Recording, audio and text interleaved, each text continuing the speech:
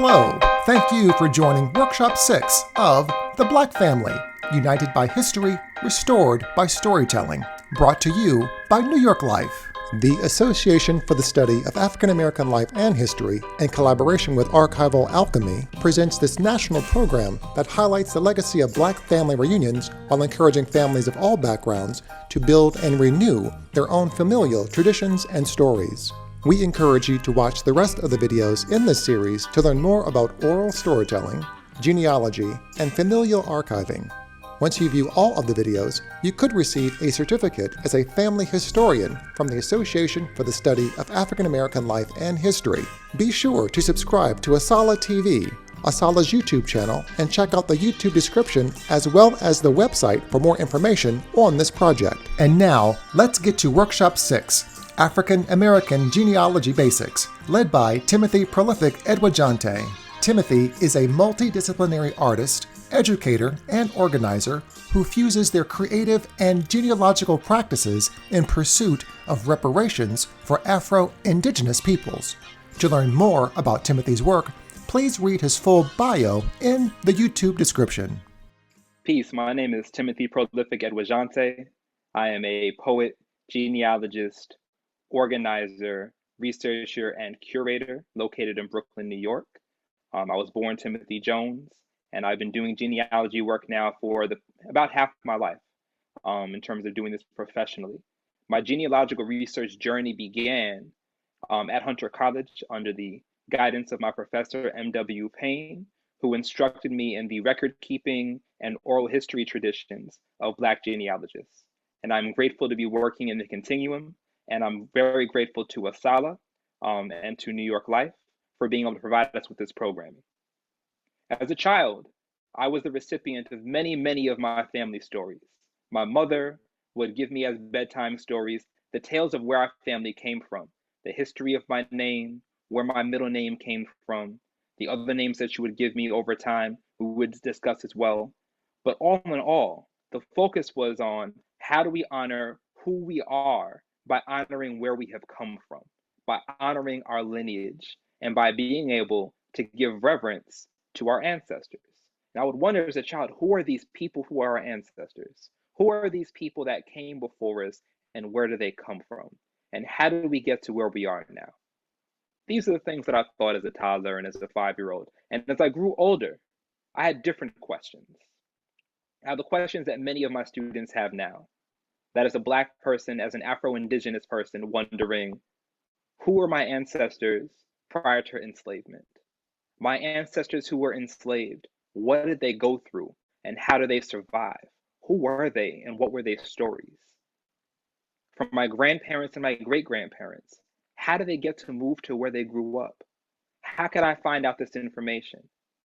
And as an only child, and as one of the only children of my generation who lived in proximity to my grandparents and to my great aunts and uncles, I very often sat at the feet of my elders and received these stories. My mother would tell me stories of her mother and her parents and her grandmother and her great-grandmother.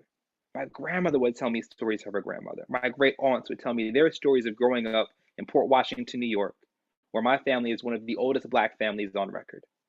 And we would discuss how we came to be and what it was like for them, what the store was like to go shop at in the 1920s and the 1930s, how rural the area of Long Island was, which was an alien concept to me, seeing it filled with concrete and sidewalks. I couldn't conceive of those same blocks that I would walk down with them in Port Washington and Roslyn having outhouses, or that Hempstead was farmland. I couldn't imagine that Queens and Brooklyn were once all farmland. But these are all things that I learned, not only through these stories that they told me, but through the continuation of my own research. So today, I'll be teaching some of you in the continuum of what my mother and my grandmother and Professor Payne taught me in terms of how to be able to trace our roots. Tracing our roots, I think, is also very important for us as people of African descent, as we ponder this idea of what are reparations and how might we achieve them, and not only considering reparations from the lens from the government, but also from private businesses and private families. And part of that comes into these particular techniques of record keeping and of oral history.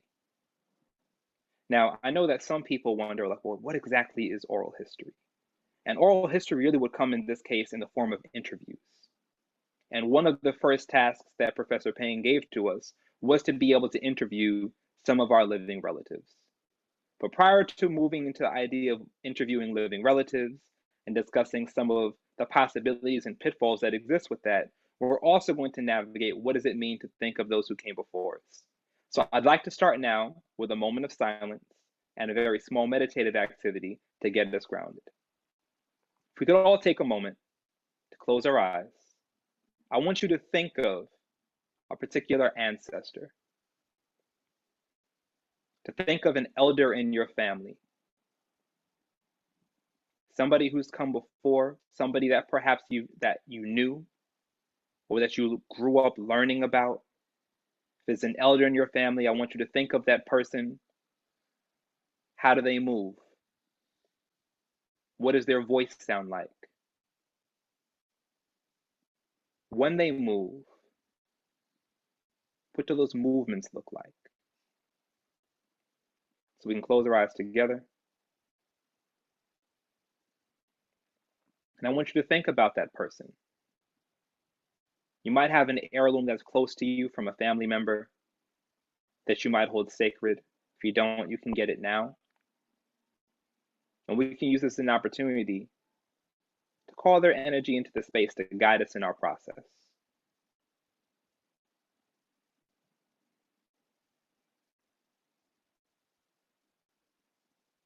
All right, we're ready to get started. I always ask for the energy of my ancestors and for the wisdom of my elders to guide me, because I'm also very clear that there is an investment in being able to uncover these stories.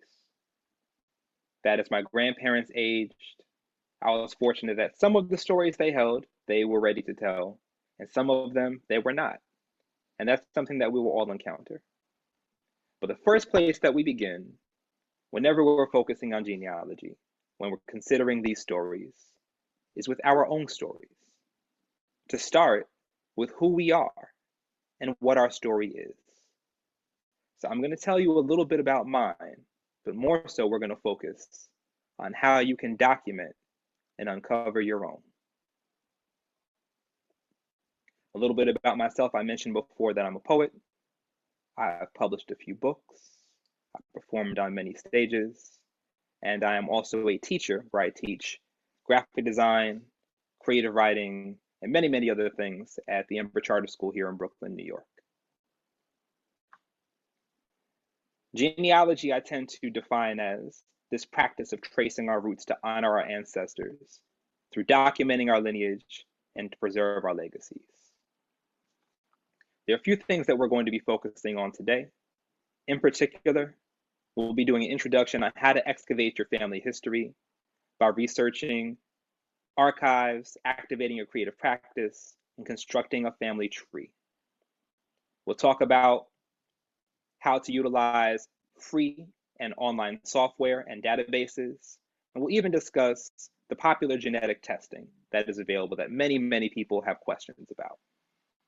I have a photo of Marcus Garvey here because Marcus Garvey mentioned that a people without knowledge of their ancestors is like a tree without knowledge of its roots.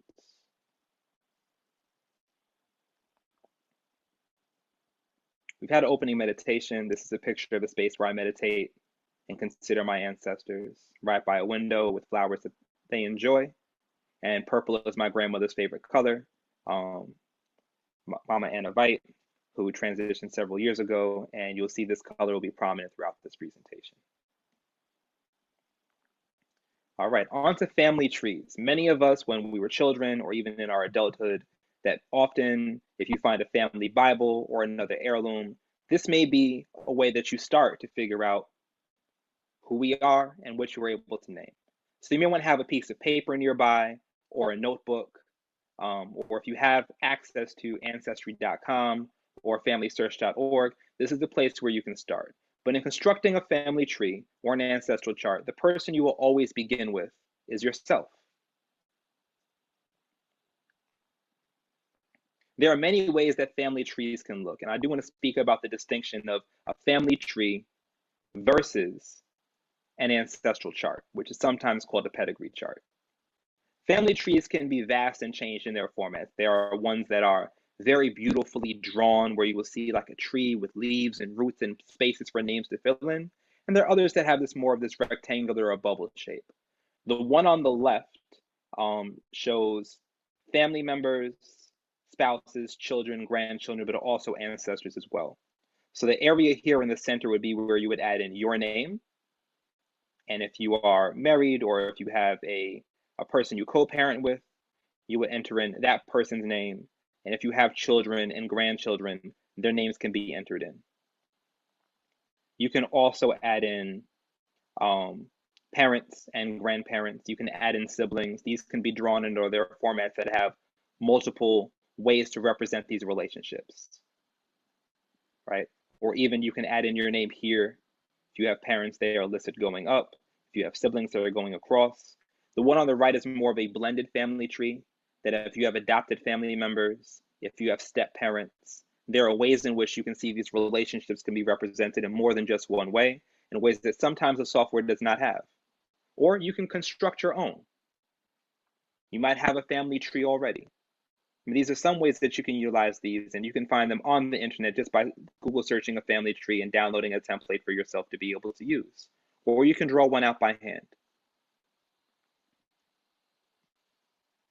An ancestral chart, and this version is from the National Archives. This is very similar to the charts that I used in college with my professor, where you would start with your name. Now, the difference between an ancestral chart and a family chart is, a family tree rather, is that an ancestral chart does not include your siblings, does not include your aunts and uncles. It is about direct lineage between you and the oldest ancestors that you can chart and name. Depending on how far back you can reach, you could print out or draw out multiples of these, and you can see here in the upper right corner where it will say chart number, and you will number that chart to be able to potentially take up an entire wall of your ancestors and grow that out. But you would start here with yourself. With this research, we must start with ourselves. And when looking at finding and consulting the archive, you start with a paper trail of what you can prove. So today we'll be having enough time just to speak about 3 areas to triangulate data. First area of triangulating your data is through pursuing the archive, pursuing what you were able to research in terms of data. The second is oral history. And the third would be the genetic DNA testing. So the ancestral chart, you'll start with your name, where you were born. If you are married, you can put in the date and location, and the name of your spouse if you are married, or of a life partner, or of a co-parent if you're planning on having this chart being available for any of your descendants. Then you will move into your next ancestors, whichever ones that you know you were able to fill out. What is their name, which can go on the top line? Where were they born? If they were married, where were they married? What was that place? If they have transitioned, what was that place as well? There are other details and facts that we can fill in and other resources, but the ancestral chart is to give you, its purpose is to give you a snapshot of who people are, where they were, and how they're related to you. Then you have a space for yourself, parents, if you know their names, grandparents, and great-grandparents. Going in further generations, 5, 6, 7, 8 generations, would involve way more paper. Now, the online resources provide an opportunity to be able to use less paper waste in this case, and less space, and eliminate some of the redundancy that you'll find in your research. So this is an example of what my family tree, or rather my pedigree chart or ancestral chart, looks like on Ancestry.com. So you'll see that my name is here. This is my current last name, Edwaujonte. Originally it was Jones. So you don't see that name change, but when we do the live demonstration, you'll be able to see where those are included. You'll see that my parents' names are listed, and my grandparents, and my great-grandparents, and my great-great-grandparents. The information about where they lived and any marital records or property records are all included in Ancestry.com's software as a record listed underneath each person.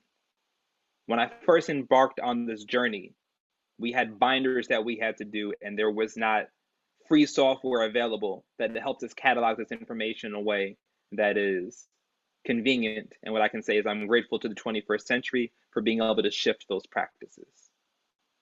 My family tree looks very different. We're not going to be able to see all of it because I have family from North Carolina, and some of my grandparents were like one of 9, one of 8, and the width of that we probably much larger than the resolution of this computer can show. But a snapshot of what that looks like is here. We're able to see myself and my beautiful partner, and then you can see my parents, my stepfather, my aunts and uncles, some of my cousins, some of my great aunts and uncles, some of my great grandparents, because as you can see, the field is very wide and vast. And I have the opportunity to edit in records for each of the members of my family, and many of us are on Ancestry.com and on Family Search, sharing and exchanging records as we uncover this journey to discover our families together. Now, I'm going to take a moment to talk about some of the online genealogy software and some of the benefits of what is available. Many people are familiar with Ancestry.com. I am not partial to any particular software. I think I have created probably the most amount of entries within Ancestry just out of convenience over time and in community with other family members. But I was very happy to find out that FamilySearch.org is a free software that you are able to utilize to do much of the same work. And we'll be looking at what this work looks like in both softwares and what the edits to records look like there as well. Family Search is extensive in its databases. It also includes land records. It includes records for the Caribbean as well, and it is free. Ancestry.com is a paid subscription service, and if you have a choice to utilize Ancestry, a suggestion I would make is that during the months that you are not doing heavy research, you can suspend your subscription. You can keep your family tree and all of your research data, and you can re-enable it. This is a practice that I've been doing probably for about the past 10 years of this back and forth utilizing Ancestry.com and their vast resources, which also include the same databases as FamilySearch.org. I'm working at becoming more diligent in my practice in FamilySearch.org because I'm finding it to be more inclusive of the property records that I'm currently curious about, as well as being able to freely access the international databases without having to pay an additional subscription. So you can make your own choices. You can do your own cost-benefit analysis of which is better to utilize. And I would say you can even try out utilizing both. I believe Ancestry.com has a 2-week trial, and FamilySearch.org is perpetually free. So I'm going to share my screen, and we're going to take a look at what FamilySearch.org looks like under the hood. So the space here on FamilySearch.org we're looking at is my family tree. When you set it up, and it's the same thing on Ancestry, you'll begin with yourself. See, you can see here, I was born Timothy William Jones. Those are all still parts of my name, but my shorter version of my name at this point is Timothy Prolific Edwaujonte. Prolific being a second middle name that my mother gave me while I was performing poetry during the early 2000s. You'll notice that my parents are listed, and you have different views that you can choose. I like the fan chart because I like being able to see this many people, but if you're interested in more of a portrait chart, you have the option of being able to do that. You also have the option of being able to do the family tree view.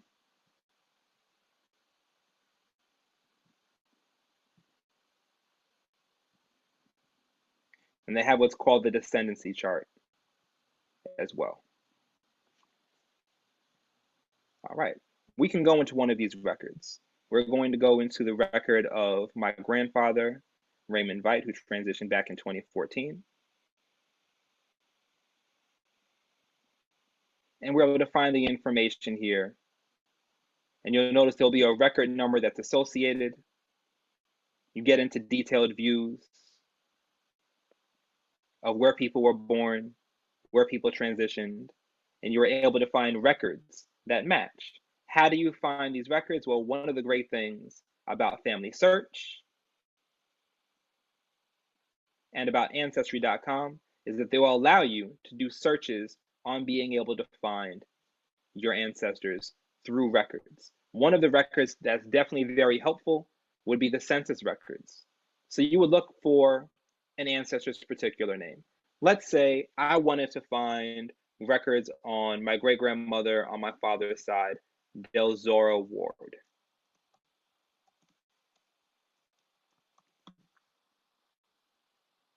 I can include a life event that I'm looking for. Right now, I'm going to place it on any. I don't want this to be any place. Maybe there are many Delzora awards. I want to be a bit more specific. So I will say Stella, North Carolina. And I'll say from 1865 to 1980. All right, let's say I didn't know her birth, I didn't have her birth certificate, that I wasn't aware of that range. You can hit search, and you'll see what records will come up.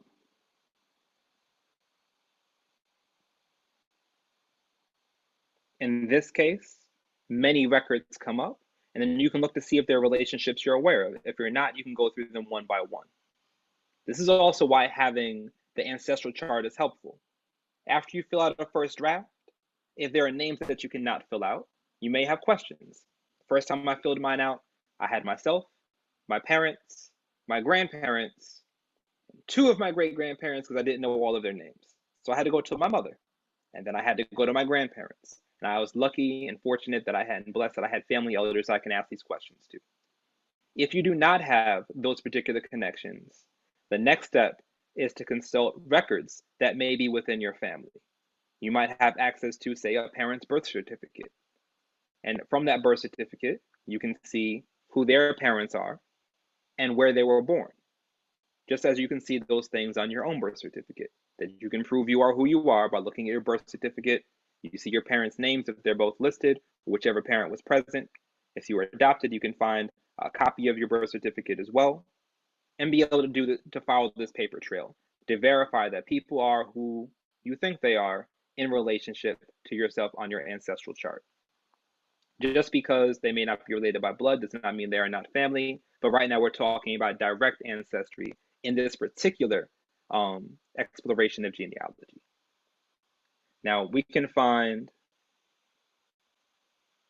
a record here for Delzora Ward. And this type of record, as I mentioned before, is a census record. We can see that this record on Family Search, which again is free software, just by having her name and a broad date range and a location, we're able to find her at age 11 in 1910 in North Carolina, in White Oak, on the census. We're able to find race, status, relationship to the head of household, and then on the census will also include all of the other people who are in the household. Now, one thing you may note is that during the 1900s, the way that names are spelled will be inconsistent. Theron Ward is not with an O, it's actually with an I, but the person who transcribed it as they heard it, not necessarily as they asked somebody to spell it, right? Or there could have been some level of transcription error, either during that period of time or even from looking at the original record, which you're able to actually do here, which we'll do here in real time. And we can zoom in. And you can find those names here. Now, an important thing to understand about this as well is these records on FamilySearch.org, looking them up this way is a time saver. The other way you would get this information would be by going directly to a county clerk's office or to a library or historical society, where you would be able to find and go through these records potentially by hand or through photographs of these records. So it's a very, very vast database and resource, and is very helpful. You can go through to the next record as well, and from record to record, and you can approve and attach them. You'll notice that my record's already attached. If it was a new one, I would press a button here and would attach it and put it into a toolbox that will be attached to that one particular family member. So this is some of the great things about Ancestry, or rather about FamilySearch.org. We can take a look and see what this looks like on Ancestry. Now you'll notice there's a different Del Zora Ward here, Del Zora B Ward, who is not a relationship to me. And that's why I'm not choosing to link it directly to my account the way the other two are linked.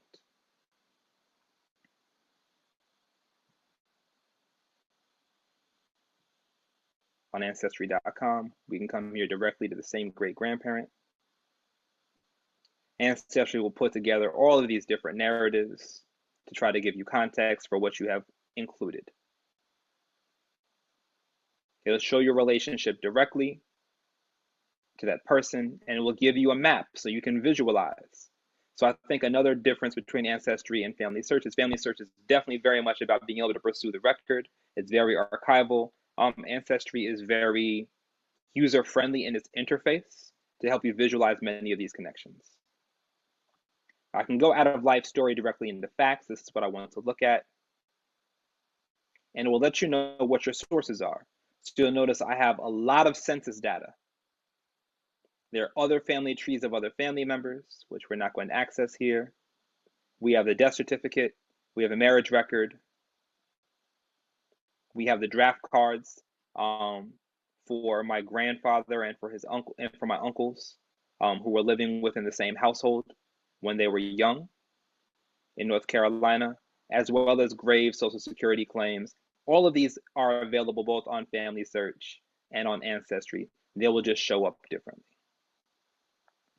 You can see that it will have the facts of the birth of different children that you can add, and the ways in which you can add this information regarding family members. That you will edit their name and their birthplace, but you can also add in family members. You can add in spouses, children, siblings. You also can add in children, as I mentioned before, and this will come in the family section, and it will actually annotate them within birth order as well. And you want to enter in as much of the data as you can, and you can always come back to add in more later. When you have a hint or there is a record that it thinks that it will connect, that the software will try to connect you to, you'll see a green bubble pop up. When that green bubble pops up, it'll take some time to load, and you'll see that perhaps there's a photo that you may want to add in that another family member uploaded. Now, this section of what you would call the family tree work or the ancestral chart work would be family group sheets. If you have any access to family members who have perhaps done genealogy work in the past, perhaps they have a large book in a binder and it just has a person's name and facts about their life, this is the same function. If I were to go to Del Zora's father, Farron Ward, who I have less information about, this would be a quick edit. I don't want to do a quick edit. I want to go in to view his family tree directly, which I can go further back doing. And I can also click here, go to his profile, and edit more tools, and use more tools here to be able to edit facts about his life.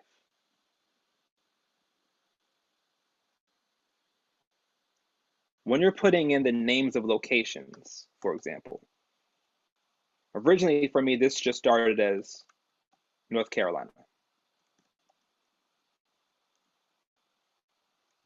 And you can just place in North Carolina. If you know the county, you can, but I knew my family was from Stella, North Carolina. But this actually gave me options to be able to figure out, well, what county is that in? If you don't know the county, this is a way that you can find. Now you'll notice that I don't know the exact birth date of Farron Ward. So I just put it in 1865. It gave me an abbreviation for that, but I do have his death date because I have access to a death certificate for him. So this is information that you'll be able to fill in, and when you fill in those facts, it'll add it directly into your family tree and add it into the record for that particular family member. Other things to keep in mind when looking within family search and within Ancestry is that another distinction is Ancestry has multiple levels of subscription. They have a subscription level that is pricier, that if you have Ancestry from the Caribbean or anywhere else within the world, you have to pay a higher premium. Much of that same data is available on Family Search free of charge. So think through which one you would like to utilize.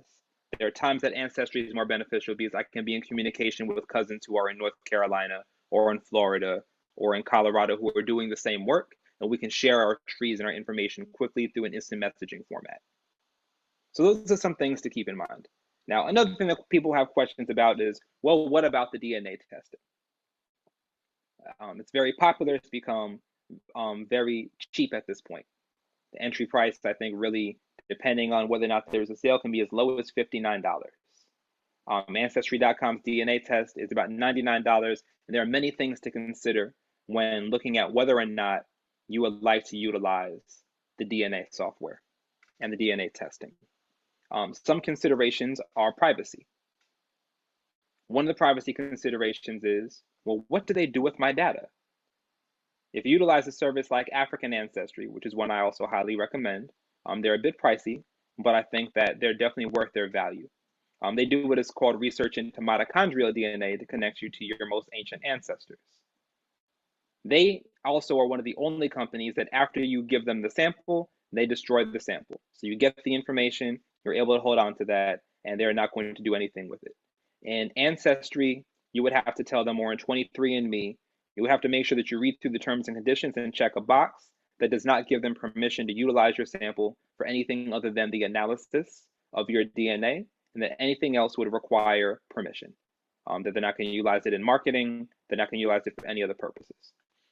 In 23andMe and Ancestry, they also utilize these DNA samples and keep them on within their archive to compare your DNA against other DNA samples that are coming in to be able to find out relationships and to be able to make those connections. For example, I connected with a fourth or fifth cousin once removed on my mother's side because I did the Ancestry.com DNA test, and we're able to share information through that particular process. It's one of the reasons that people enjoy that particular DNA test. 23andMe, my mother enjoys very much because it's also been able to help her understand things that have been passed on genetically within our family to understand health and disease.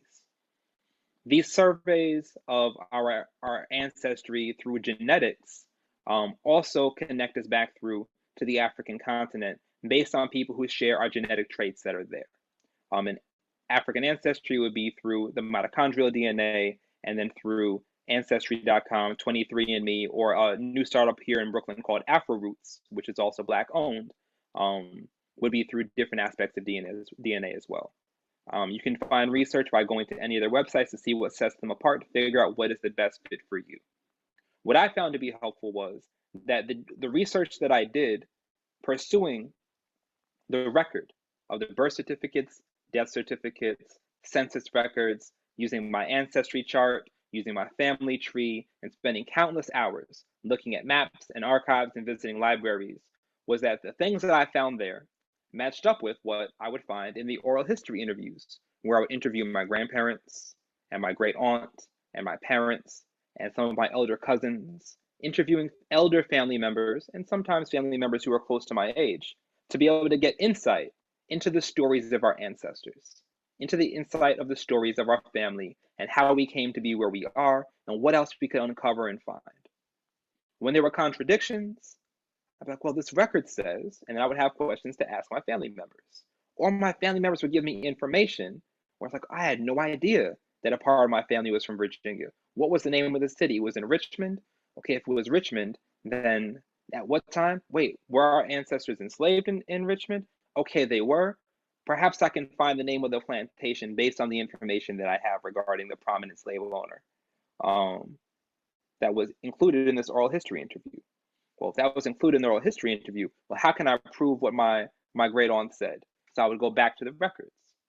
My great aunt mentioned, okay, well, we had family from Barbados, and then in Barbados, one of the ancestors was white and had come over from England, and he married a woman that was Black and half Indian, meaning like Indian from India as well within Barbados.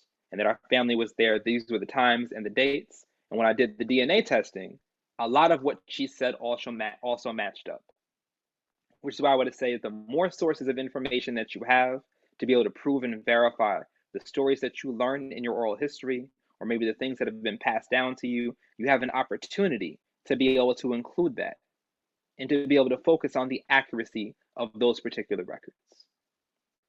The researching of the records can be a tedious process, and sometimes we find things that are difficult.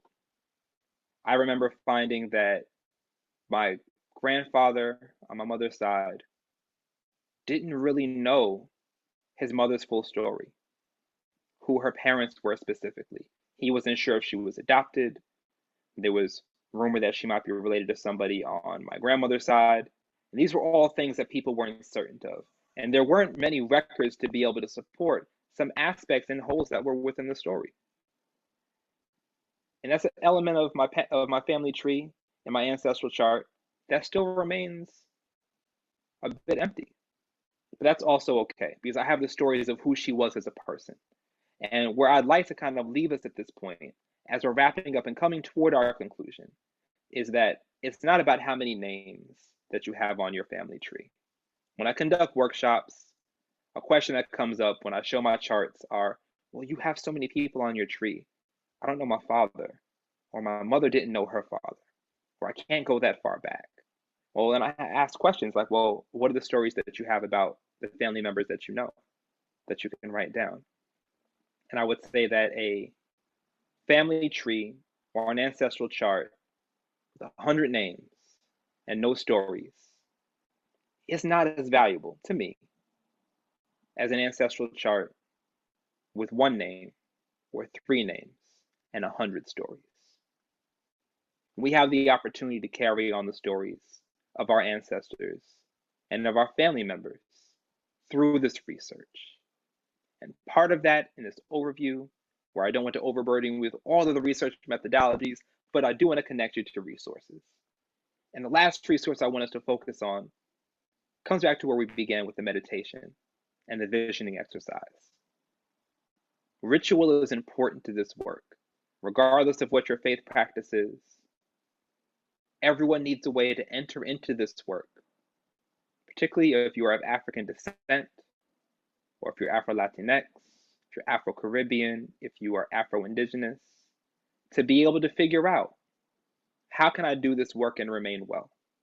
What happens if I find out that a family member that I thought I was related to by blood is not related to me? What happens if I find out that somebody who I didn't think was related to me is? What happens if I find that I have ancestors who were related who married one another? These are all things that may be uncovered. What happens if on Ancestry.com, which has happened to me, and this is something I have a lot of feelings about, that my tree auto-completes to Europe, but it's really hard for me to get past 1865 in the South and past 1817 where my ancestors were enslaved in New York. That when I hit that wall, where names disappear and our ancestors become numbers in books counted as property, there's a lot to digest. And knowing that I have some ancestors who were planters, who owned plantations, who enslaved people, and who engaged in that trade, or helped finance that trade, that I can find their names going back 400 years in their family records. But when I want to connect back to Africa, it's difficult to find mine. I have different emotions regarding that. There's heartbreak and sorrow that those ancestors' stories are not equally distributed. They're not equally represented or equitably represented. Sometimes I am angry about the suffering that our people went through and that my family went through, that I will shed tears for them. And I'll speak to my parents and my grandparents, or I would when they were living, regarding those particular feelings and how do they navigate it, knowing that their grandparent was enslaved. What stories did they learn? But I also think about that I'm here, that I'm living their prayers and their dreams, and I'm embodying those now, and that I have the honor of being able to do this research. So for me, I'm a poet and a storyteller and a creative, and part of how I process is that I write poems. I'll make a design, I'll release a song, I will record something that includes information about what's come up in my research to be able to honor that person. but it also helps me make sense of how I feel when I'm doing the work. So I'll meditate or I'll pray before I start, and I'll do that when I end. I have to have a cutoff time for myself because I can spend all night scouring the internet, looking at all these records. Can I make this connect to that? Where is this place? I'm on Google Maps. I'm dropping pins everywhere. I'm writing in notebooks. But I want to make sure that I have the opportunity to be able to distill these stories. So I'd like to share a poem with you. But before I do, what I would say is in terms of tips for when interviewing an elder. I think it's important to write out first, what is your purpose in interviewing this person? I think it's also important to identify what is your relationship to this elder? What is your relationship to this elder or to this other family member that you're choosing to interview? If you have a close relationship, that's great. Perhaps you can talk about what the purpose is, let them know that you're doing this research. If it's not somebody that you are in contact with very often, then perhaps you might just want to call them and see how they're doing before you ask them to spill their life story to you. I wonder, how does it feel when you get a call out the blue and somebody's asking to interview you? I know that for me, it may not feel as great if we don't have that connection. So you might want to spend time building that connection, not just because you want to interview them, but because it's an opportunity to also get to know them. And this is a way for them to get to know you in a different way as well. When I interviewed my Aunt Ali, we didn't have the closest relationship, but we knew each other. Saw each other at family reunions. I'd been over for dinner. And when I let her know that I wanted to interview her, she said yes. I thought maybe the interview was going to last 40 minutes to an hour, and we sat and talked for 3 hours. She was 92 years old. I interviewed her 6 months before she transitioned. And in this conversation, I had maybe 2 pages of questions that I wanted to ask about our family history in Barbados. And she wanted to speak to me first about our family history in Virginia. She wanted to speak to me about her children and about her husband and about her childhood. And while my questions may not have been directly in relationship to all of those things, because I had a focus and a purpose, I also want to make sure that I gave her time to be able to tell the elements of her story that she found to be important. And I would encourage everyone to remember that when your elders or your family members speak and they're choosing to give you information that may not be a part of what you planned for the interview, to take time to step back and listen. If you want to ask clarifying questions, you can. If you want to redirect to another topic, that's fine. If you notice they keep going back, perhaps there's something urgent there that you may not realize is something that you'll need later on. I would also say do not forget, if your parents are living, to interview your parents. I don't have brothers and sisters, but if I did, I would interview them as well, because I'm very certain, so I've seen my father and my uncle and aunts, memories of their parents are different. There are different things that different people were present for. I had an opportunity to interview 2 of my father's first cousins at the same time to speak about their parents and their childhood. And they had very different recollections, but this is all data that I was able to keep and that I was able to record and take back to the archive search, back to the records, and to see how does that stack up against my DNA. So in closing, I'm going to share a poem from my grandfather, William Jones Sr. It is from my last book, Ofrenda para las Ancestras, which I titled in Spanish for my grandfather who grew up in Panama and was fluent in Spanish, which I am not. And this is for Grandpa William. Grandfather, you left your original middle name on the street sign in Stella, North Carolina, whispering your grandfather's name. You brought seeds, planted collard and turnip and mustard greens in East New York and Hempstead. Memories may be obscured by the fog touching the lake, but you never forget the taste of the air before it rains. How to part soil, irrigate it with sweat, sweet silence, weathered hands, and love. Those collard greens grow tall, like my father. They contrast this New York pavement.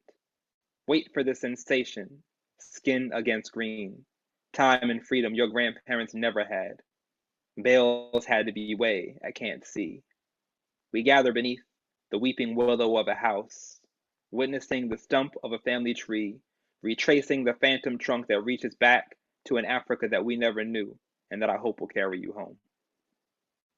I wish you all well in your journey of your genealogical research. Again, my name is Timothy Prolific Edwaujonte. You can find more of what I do at projones.com. you can feel free to send me an email at tim@projones.com, which is also on my website as well. And I'd be more than happy to communicate with you about your journey. Good luck to you all, and thank you again to ASALH and to New York Life. Peace. Thank you for joining us for Workshop 6 of The Black Family, United by History, Restored by Storytelling. Special shout out to New York Life and our production team for bringing this project to life. Once again, we encourage you to watch the rest of the videos in this series to learn more about oral storytelling, genealogy, and familial archiving. Once you view all of the videos, you could receive a certificate as a family historian from ASALH. Be sure to subscribe to ASALH TV, ASALH's YouTube channel, and check out the YouTube description as well as the website for more information on this project.